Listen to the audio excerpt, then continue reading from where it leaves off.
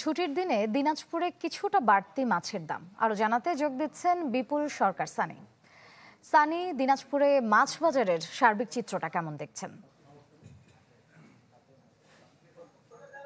যে আজ সাপ্তাহিক ছুটির দিন এবং একেবারেই সরবরাহ নেই, ফলে মাছের দাম কিছুটা বেড়েছে। কিছুটা বলতে প্রকার ভেদে মাছের দাম বেড়েছে 50 থেকে 300 টাকা পর্যন্ত। এবং আমি যেখানে বাজারে দাঁড়িয়েছি এটি দিনাজপুরের বাহাদুর বাজার এনএ মার্কেটের মাছ বাজার।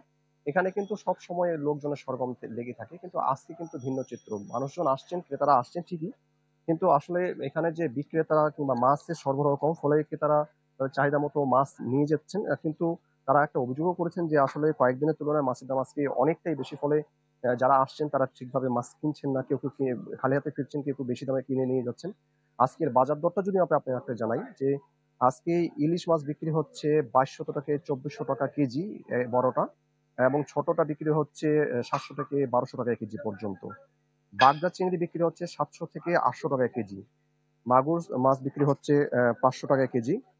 বড় পাঙ্গাস মাছ যেটি বিক্রি হচ্ছে 240 টাকা, এবং ছোট পাঙ্গাস মাছ এটি বিক্রি হচ্ছে 160 টাকা।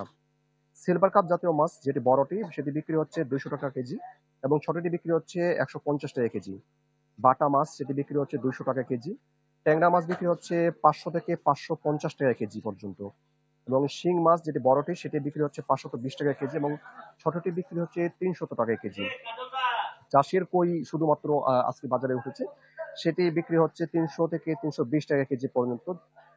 ছোট রুই মাছ বিক্রি হচ্ছে 260 টাকা, এবং বড় রুই মাছের যে সরবরাহ, বড় রুই মাছের সরবরাহ কিন্তু একেবারেই নেই। এবং এখানে যারা বিক্রেতারা রয়েছেন তারা বলছেন যে এখানে আজকে একেবারে সরবরাহ কম, ফলে কিছুটা দাম বেড়েছে। একই সাথে তারা যে ক্রয় করছেন তারাও কিন্তু বেশি দামই ক্রয় করছেন। ধন্যবাদ সানি। দিনাজপুর থেকে মাছ বাজারের সার্বিক চিত্রের কথা বলছিলেন বিপুল সরকার সানি।